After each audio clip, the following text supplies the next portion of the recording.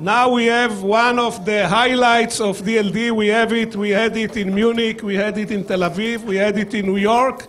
And now for the first time in Russia, Al Gore, when he heard the next talk, said that in this half an hour he learned about leadership more than he learned all his life. And you can judge the leadership of Al Gore any way you want. I present to you one of the best. Anyone in the audience already heard Itay Talgam? Guy, how did you like it? Yeah. Terrific. So ladies and gentlemen, I present to you the conductor, Maestro Itay Talgam. Yeah. Sit down, don't go away, don't go away. You will go away, you will not be invited next year. Thank you. Hi, I know it's very late. I know you're hungry, but this is at least completely different. Do you like music? Yeah. Can you hear me well? Yeah. Sure? One. Sit down. You don't know how much I pay this guy for being my bodyguard and presenter. Anyhow, okay, music, but with a little bit of, you know, a twist. Thing is, I am a conductor, a maestro. Do you see the maestro? You don't see the maestro. Can we have my computer on? Yeah? Is it something you can do? Put my computer on. Guys? Oh, fantastic. How do you say maestro in Russian? Dirigeant, right? Very good title, actually, to be a maestro. Can you close the door, please? Can you please close the door? Yes, you. Thank you. Okay. Now the thing is, not all languages use grand word like maestro. In English, it's not that fantastic. Do you know how they say the word in English, of course? Dirigeant in English. What is it? Conductor. What does it mean to be a conductor? To connect. It's not something you do like something big. They don't call us the generators of the orchestra. We're only the conductors. We only connect, right?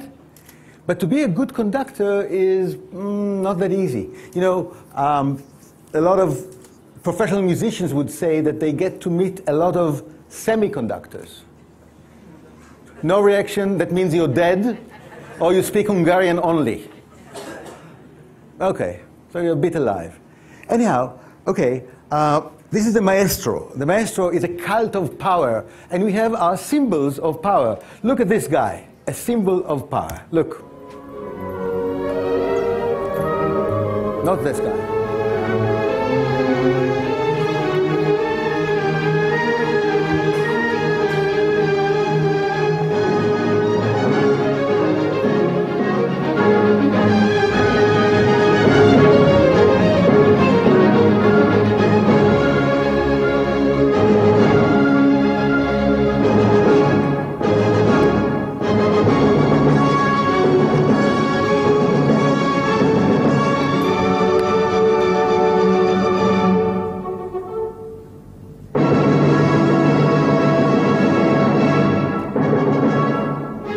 Okay, so you saw how he creates everything in his own powers. He doesn't need anybody. Did you see his eyes closed? Yeah? Completely in his own world, very strong, and everything moves according to his will. This is the omnipotent maestro. But something strange has happened to me, and I hope will happen to you too. This. Do you see that? The ignorant maestro. There's a wonderful, wonderful article, or actually a book, which is called The Ignorant Schoolmaster, the teacher who's ignorant. I was very fortunate, but you know, before I'll tell you more about the book, I want to show you somebody who I consider to be a different kind of maestro. Look at that.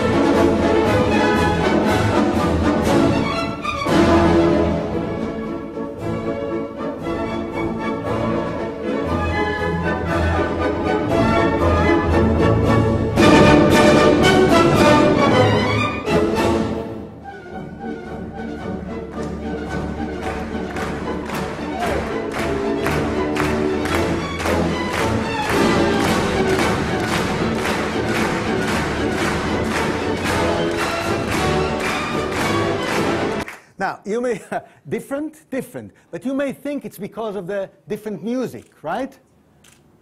Did you see his mood, the guy? Did you see he was happy? You don't look that happy. I tell you, I show this around the world, and many times people that see a conductor like this who's happy, they think something is wrong. You're not supposed to be happy. You're supposed to be doing something really serious, and it's not about the music. You know, when you conduct a requiem, you don't do that giggling, right? Unless you hate the deceased, you have something personal. Yossi gave it to me it doesn't help. Anyhow, it's not about the music. It's about the way you understand your role as a conductor. Now I want to speak a little bit about this ignorant schoolmaster. Again, it was given to me by my son Imri, a pianist who is supposed to be playing now, but we don't have a grand piano, so he'll play it for you next time. But what he brought me was this, a very provocative statement made by Jacques Rancière after Jacotot, quite an old, you see, tradition. An ignorant can teach another ignorant what he himself does not know. What do you think about it? Isn't it nice? Now you're smiling. Good. That means each one of us, and we are certainly ignorant in many, many different aspects of life, not in everything, otherwise you wouldn't be here, but in many, many aspects, you could teach other people things that you don't know about. And when I heard that, I was puzzled, of course, like you are, and then I understood something about my own work. Why does it work? Why can somebody who's doing business look at conductors and learn something new, which I don't know about, and probably the conductors don't know about? But you can. That's one thing. And the third thing, I became very optimistic about education, which is in the interest of some of you, and about business and about society in general, because that means that new knowledge, new things can be generated, can be created, not because we are so smart, but because we can teach in a certain way that creates new knowledge. Is that something worth giving 15 minutes to find out how or not? If not, you can go now. But if you want to, yeah, give me some sign. You know, do something like this. If you're Indian, you can do this. But you know what? 7. 7 minutes? Yeah. Okay, you're very generous today. Okay, so now there are 3 principles, and this is the last. Did I say something wrong? No.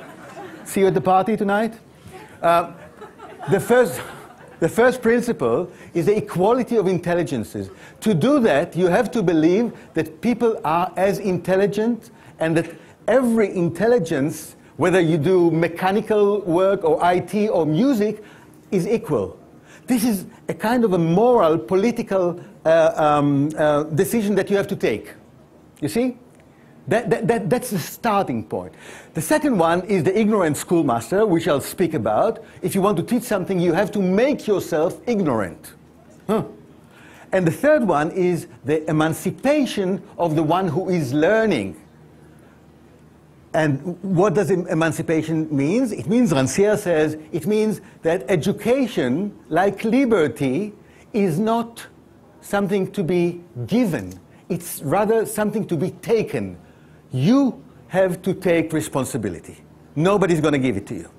Now, based on this, and the other principle, which is the book, the fact that we're all looking at something. I say the book, but it could be a text, a musical text, or just the world. The world is also a text. And the text needs what? Needs interpretation. Do you know what this means? Interpretation, right? There's nothing in the world that can be done without interpretation. Even the stupidest thing. Yeah? Let's say that my wife is sending me to the supermarket with a note. Yeah? And on the note she writes, please bring 2 yogurts. She doesn't say please, but you understand at least the, yeah? 2 yogurts. So you go to the supermarket, and you know, a huge milk products or whatever, and there are 100 brands, and you don't know what to do. So what do? You all know that. You call her. No? You don't breach authority, right? You simply call her and you ask, darling, what should I bring? I'm sorry that I'm forgetful. And then she says what to do. But the problem is that, you know, when you're in the world doing other stuff like Mozart, if you call Mozart, the guy simply never picks up the phone. You understand? He's not available.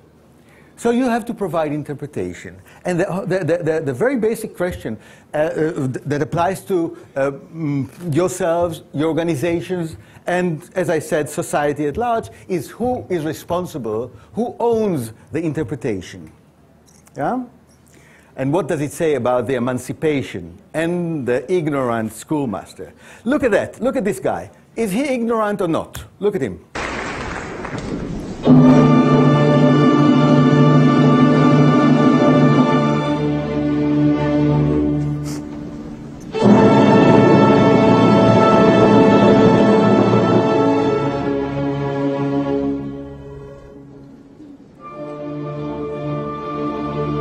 Ignorant or not? No. He knows everything, right? He knows everything. He doesn't need anything from you. He tells you exactly what to do, and in a way, he doesn't only tell you what to do, he also shows you that you better do what he tells you, right? Did you see the way he stopped the audience? The players, right at the beginning? Can you be my orchestra for a second and sing the first note of Don Giovanni? Just sing, oh, and I'll stop you. Can you do that? Yeah. Especially the basses here. Yours. No. Let's do it. And, oh, come on. Russian singing. Oh, think, you know, Red Army Choir. Let's go. And. You're too late. Huh? Again. Okay? Stop with me. And. Okay, now you can stop even a not so well-trained orchestra with one finger, right? What does this conductor do? He does something like this. Oh, and then he gives you some. So not only you know what you need to be doing, you also know what will happen to you if you don't do it. Okay? He knows everything, and he takes not only the decisions, but also he takes over the will. It's not about whether you want to do it or not. You simply have to do it, otherwise things will get very tough. Okay? That's the old schooling. The teacher knows everything, and he's going to tell you everything, and it's not about whether you like to study it or not, right? We've all been to schools. All schools are like that, right? Okay, this is the old schooling. Can we do it differently and still get good results? Look at this guy. Actually, well, I don't know. You tell me what you think. Does he know everything or not?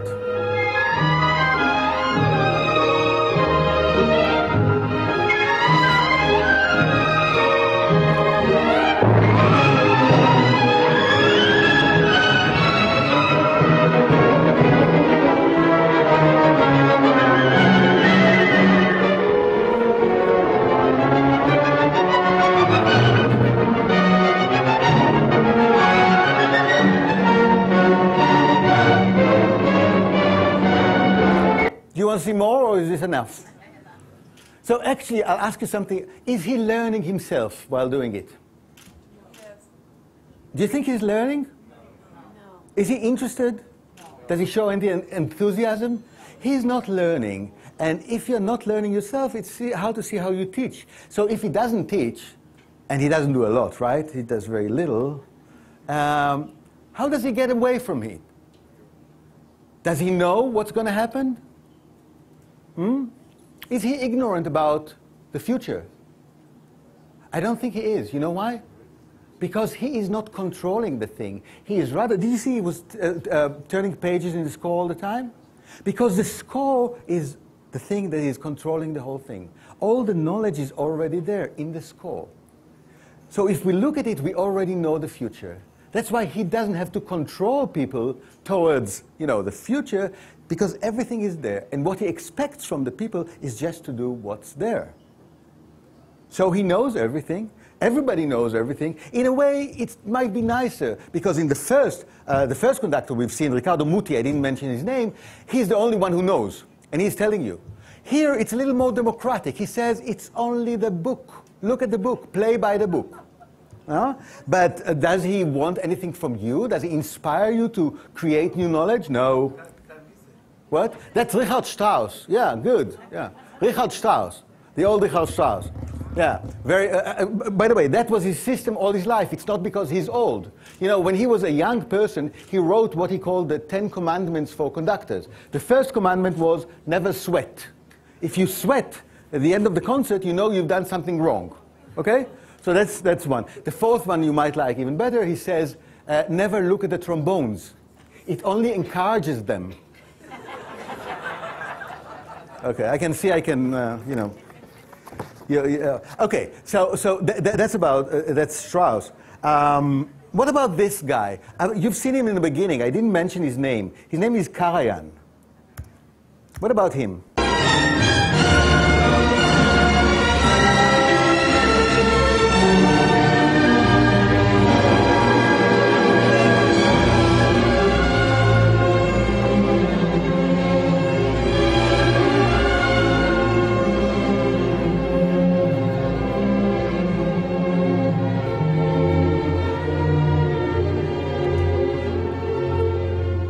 Still with his eyes closed. Eyes closed, that means you are making yourself ignorant, at least in one way. You see, you don't want to look at people. Why is that? Why don't you want to look at people? You want to listen. What? You want to listen. You want to listen. Yeah, you want to concentrate on your listening. And maybe another thing, maybe you're just not interested in what they have to say. You know? Again, Karajan is closed in his world, doing this beautiful, but in a way, there's something interesting there, because he doesn't tell you what you do. You know, you remember I conducted you, now I want to conduct you again, you'll clap. Can you clap with me? Yeah. Let's do it once, okay? I'll do it like a muti. You remember the very strict conductor at the beginning? So you better be ready, because otherwise, let's do it, okay? I'm just explaining. Do, and boom, okay? Great. Again, and not together. One more, and that's very good. Except for you, we'll speak about it later, okay? Anyhow, that's muti. Now, how does Karajan do the same thing? This guy Karajan, he closes his eyes. Look at me. Can you do it with me? And I'll do exactly the movement Karajan does. Come, do it with me. Why not together? Because he didn't know when. That's his trick. He's not telling them when. When he was asked, why are you not conducting? He says, I am conducting. But if I conduct in a very strict way, what happens is that each one of the players start to look at me as, you know, those horses have those blinders on so they can only look forward. Now they create a relation with me, but not with the other members of the orchestra. And this is not good for the ensemble, for the playing together. So I shouldn't do this because it's harmful to my organization. Good idea. So he leaves this to them. It's a beginning. It's a beginning. You know what it reminds me in terms of education? Socrates. Socrates would never tell his students what they have to think, right? What he would do is rather, you know, by asking them questions, encourage them to think about a certain question. But all of that time, he knew already the answer. And I think with Karajan it's the same. Karajan knows the answer. He just says, okay, you have to find out for yourself. Come, try to understand. They called him the guru. Yeah? He was the big magnet. People had to guess his mind. Huh? That's not bad, that's not bad. But as to the real interpretation, whether you could say, okay, it's not that answer, it's another one, I'm afraid he's not the guy. Because he still knows what the future is. Now I'll show you the first guy, or the second guy actually, we've seen together. His name is Kleiber, and I think this guy really makes himself a little bit ignorant. First of all, look here.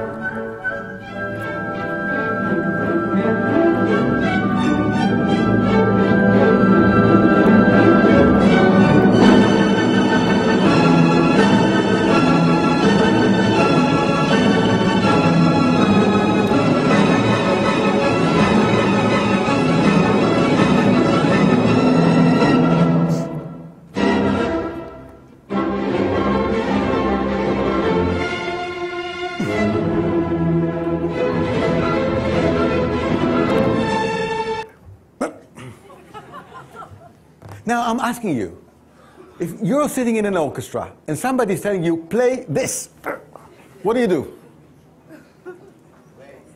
You remember Jimi Hendrix with the guitar? Yeah, at the end of the performance, he would take it. Now, are you smashing your Stradivarius? I think the interesting thing is that he is asking for something very, very strong. But what exactly? He leaves to you. You see, there's a strong will on the part of the schoolmaster or the maestro, but he is quite ignorant as to what the result will be. He expects something, he's willing to be surprised. He says, give me your utmost. Okay. Does that mean that anything could happen? You can get away with anything? I don't think so. Look what happens when somebody makes a mistake.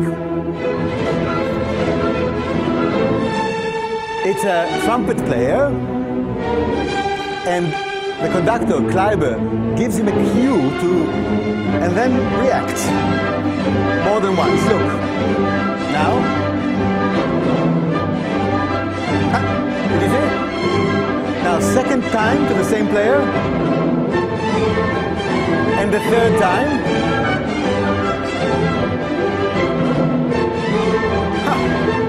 It's quite clear, no? First time is, no, this is not it. Second time is, you really have to try it harder. And the third time is, wait for me after the concert, I have a short message to give you, right? Now, what I'm saying is, I'm not advocating anarchy here. You see? The maestro, the schoolmaster, the business leader still has a very important role. He has to draw the circle and says, you have to be here and give me your best. And if you don't, I'm gonna be there to make you. But how to break out intellectually of that dilemma, of the things you have to do, that you will have to do yourself. You have to emancipate yourself. You have to be independent. Okay? Look at this beautiful moment. Why am I showing you this Kleiber? Many people think he's the best conductor we have in a recorded history of conducting. So it's really worthwhile to look at this guy. You know, to say the best on somebody, you know, it's not measurable. You often hear something like, you know, this guy is the #1 expert in the world and one of the best in Moscow. Okay, let's go. Look at this. Tell me what happens here.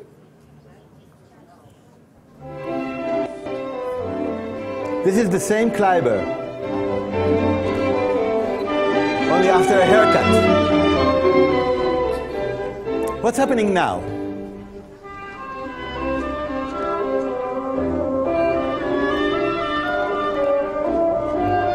Why is he behaving this way? Huh? He likes it, yes. He likes what?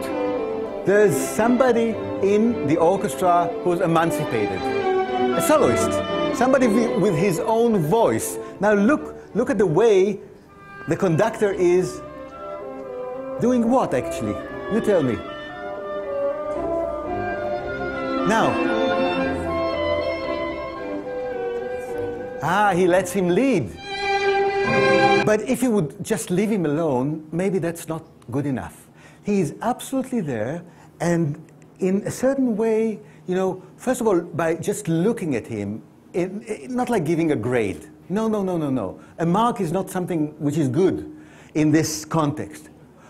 But something saying, I believe in you, I fully believe in you, okay? And then sharing the imagination with him. Did you see his eyes going from here to there? Did you see that? He was expecting something. But again, he was ready to be surprised. He did not say, okay, you have to jump here. He just said, how amazing. You understand? This is something different. This is something different. And the last conductor I'd like to show you is my great teacher. My great teacher, Leonard Bernstein. You might have heard of him. No words. Just look at it for a second, okay?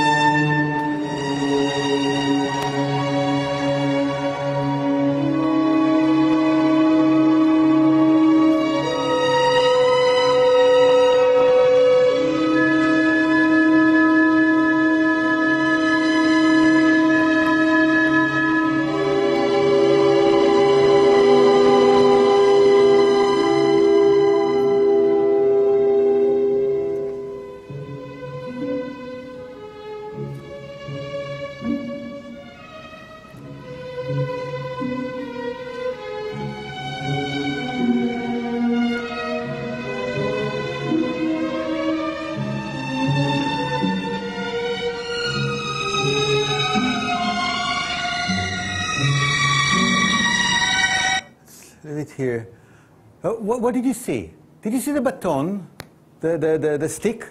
What happened to it? Yeah, he let go. He let go the baton, meaning letting go, telling you what to do. Rather than telling you what to do, I'm engaged in a dialogue with you. What kind of dialogue? Is it an intellectual-only dialogue? It's also an emotional dialogue. There's nothing new about, emotional intelligence. But in the case of Bernstein, everything, the whole human being comes into this kind of a dialogue. And Bernstein says, I'm putting down the stick, I'm in your hand, we are discussing. Did you see his face, the way his face keep changing? You remember the first conductor, the old school conductor with his very beautiful, leadership expression? Great expression, but only one. Never changes. With Bernstein, hundreds of expressions, yeah? Not all of them joyful. When it's suffering, he's suffering. But anyhow, he's mirroring the situation. He's letting you come to contact with yourself. That's a different kind of leadership, I think.